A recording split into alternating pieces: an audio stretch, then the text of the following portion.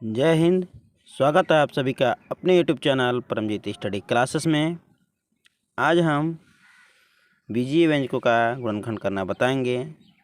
यदि आप इसको अच्छी तरीके से सीखना और समझना चाहते हैं तो वीडियो के अंत तक अवश्य बने रहें, और अभी तक इस चैनल को सब्सक्राइब नहीं किए हैं तो चैनल को सपोर्ट करने के लिए चैनल को सब्सक्राइब जरूर कीजिए। जैसे कि हमने यहाँ पे प्रश्न लिखा है 15x⁴ प्लस 3x⁴ माइनस 18 का गुणनखंड कीजिए। इसका गुणनखंड करने के लिए पहले हम इन पदों में देखेंगे कि क्या कोई ऐसी संख्या है जिसको हम उभयनिष्ठ ले सकते हैं, अर्थात कॉमन ले सकते हैं। तो इसके लिए हम देख रहे हैं कि यहाँ पर जो यक्स है यहाँ पर भी है, यहाँ पर भी है, और इस पद में नहीं है, तो यक्स को हम कॉमन नहीं ले सकते हैं। अब गुणांकों में देखते हैं तो गुणांक यहाँ पे 15 है, 3 है, 18 है। इनमें से हम 2 तो कॉमन नहीं ले सकते हैं, क्योंकि कॉमन हम वही संख्या ले सकते हैं जो कि इन तीनों पद में मौसा हो, तीनों पद का मौसा हो, उसी को हम कॉमन ले सकते हैं। तो यहाँ से 2 हम नहीं ले सकते हैं, 3 हम ले सकते हैं, क्योंकि 3 इन तीनों पद का मौसा होगा। तो यहाँ से हम पहले 3 कॉमन लेकर के लिख लेते हैं। तो यहाँ पर जब हमने 3 कॉमन लिया तो यहाँ पे क्या बचेगा, 3 पचे 15, यहाँ पे 5 हो गया। यहाँ से 3 लिया तो यहाँ पे सिर्फ 1 होगा, तो गुणांक 1 हम नहीं लिखते हैं, वैसे ही लिख दिया है x² सिर्फ। और यहाँ से जब हम 3 कॉमन ले लेंगे तो यहाँ पे 6 बचेगा। इसको करते कैसे हैं, जैसे कि आप जो संख्या मौसा होगा उसको तो कॉमन लेंगे, और उसके बाद यहाँ पर क्या बचेगा, तो इससे जो मौसा है इससे भाग करके गुणांक को लिखते जाएंगे। जैसे यहाँ हम इसमें जब भाग करेंगे तो 3 पचे 15, क्या आएगा 5, और 3 से करेंगे 1, 3 एक कम 3, तो 1 गुणांक नहीं लिखते हैं। और फिर यहाँ पे जब करेंगे तो 3 छके 18, 6 आएगा, तो इसको लिख देंगे। अब इसका गुणनखंड हम कैसे करेंगे,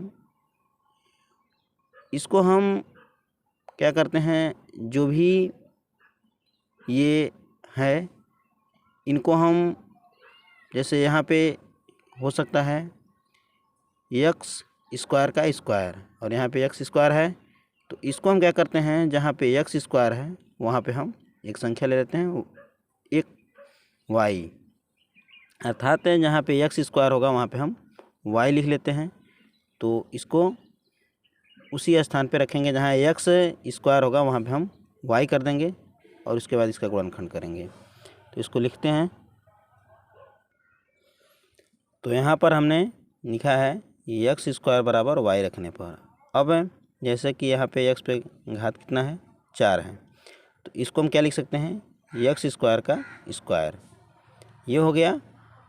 और फिर x² माइनस 6, यहाँ पे हमने कोई परिवर्तन नहीं किया है, बस इसको हमने क्या किया है, स्क्वायर के रूप में कर दिया है।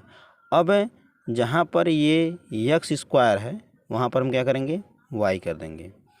जैसे कि यहाँ पे x² ये है, तो यहाँ पे हमने y किया, और इस पर घात 2 है तो यहाँ पे घात 2 लगा दिया है। यहाँ पे सिर्फ x² है तो यहाँ पे सिर्फ हम क्या लिखे हैं, y लिखे हैं, और ये माइनस 6, और बाकी जो जैसे था वैसे लिख दिए हैं।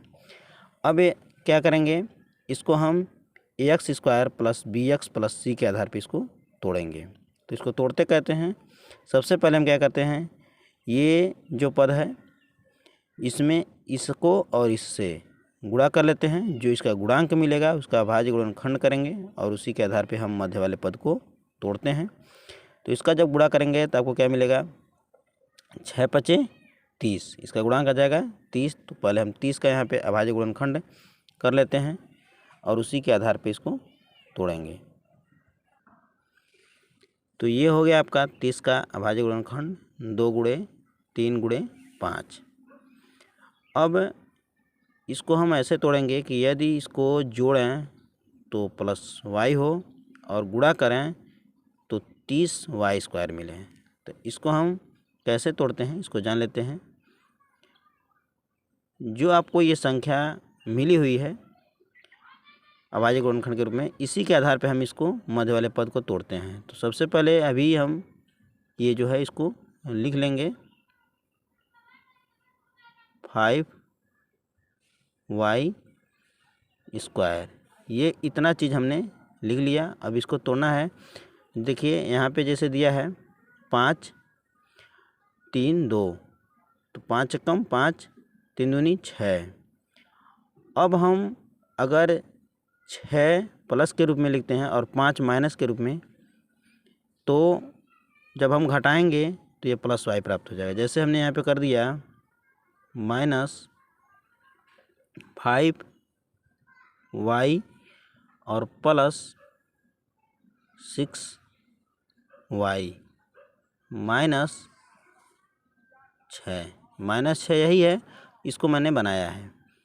अब आप यहाँ पे देख सकते हैं कि जब इसको आप जोड़ेंगे 5y और 6y जब जोड़ेंगे तो ये y सिर्फ मिलेगा 1, और जब इसका गुणा करेंगे तो 6 5 30, तो इसका भी गुणांक 30 आ रहा है, 6 5 30 हो जाएगा, और y गुणे y होगा तो y² हो जाएगा। अर्थात ये हमारा जो पद तोड़ा गया है ये सही है। अब इसके आगे जब बढ़ेंगे तो हम देखेंगे कि क्या कोई इसमें से कोई ऐसी चीज़ है जो हम कॉमन ले सकते हैं दोनों पदों में से।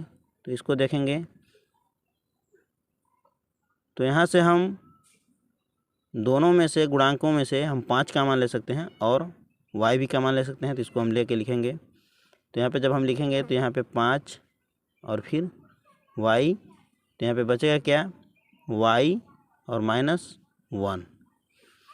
यहाँ से हम देख रहे हैं कि 6 हम कॉमन ले सकते हैं दोनों में से, तो हम +6 कर लेंगे।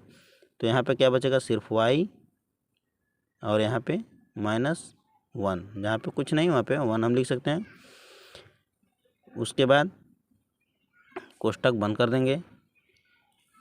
इसके आगे जब बढ़ेंगे तो इसको हम लिख लेंगे जो भी चीज़ है।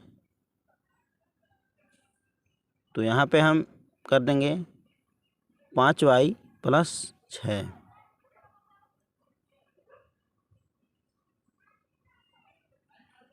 ये हो गया। और दूसरे कोष्टक में हो जाएगा y - 6। अब यहाँ तक तो हो गया। जैसे कि हमने प्रश्न लिखा है तो यहाँ पे x है और यहाँ पे गुणनखंड में y आ रहा है, क्योंकि हमने x² बराबर y रखा था। तो इसका गुणनखंड में भी x आना चाहिए। तो अब हम क्या करेंगे, जो भी हमने ये रखा है, अब यहाँ पे फिर हम क्या करेंगे y के जगह पे x² कर देंगे। अर्थात जहाँ जहाँ y है वहाँ पे x² कर देंगे। उसको करते हैं। तो यहाँ पर हमने जो भी y था उसको x² में कर दिया, अर्थात तो y की जगह पे x² रखा। जैसे कि यहाँ पे y था तो यहाँ पे x² हो गया, और फिर यहाँ पर y था तो x²। बस यही हुआ है।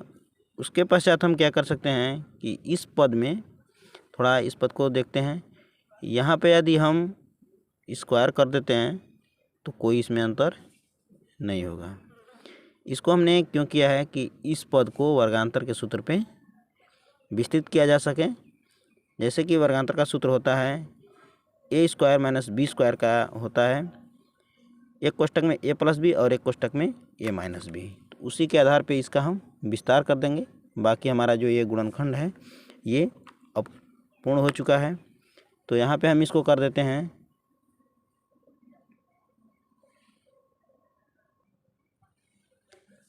3 5x² + 6, और इसको हमने कर दिया x + 1 और x - 1। ये वर्गांतर के सूत्र पे हमने बस इसको विस्तृत कर दिया। तो ये रहा गुणनखंड। इस तरह से आप बिल्कुल आसानी से गुणनखंड कर सकते हैं। मैं आशा करता हूँ कि आप सभी को वीडियो अच्छा लगा होगा। वीडियो यदि अच्छा लगा हो तो चैनल को सपोर्ट करने के लिए चैनल को सब्सक्राइब जरूर कीजिए। मिलते हैं आप सभी से अगले वीडियो में, तब तक के लिए जय हिंद।